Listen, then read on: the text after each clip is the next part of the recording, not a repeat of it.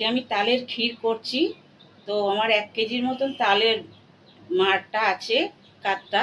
তার মধ্যে আমি 2 প্যাকেট গুঁড়ো দুধ দিয়েছি আর 250 চিনি দিয়েছি। নারকেল কোড়া দেব এতে। আমি এখন জাল দেব।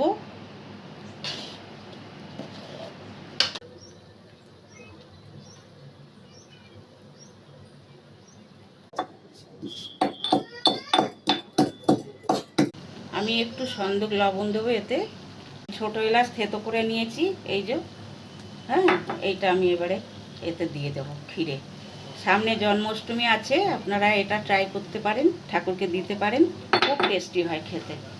এটা ফুটিয়ে ফুটিয়ে এটা 1 কড়ার মতন ছিল, এটাকে ফুটিয়ে ফুটিয়ে আমি হাফ কড়া করেছি। খেতে ভালো লাগে। পরিষ্কার দেখাচ্ছে নাকি?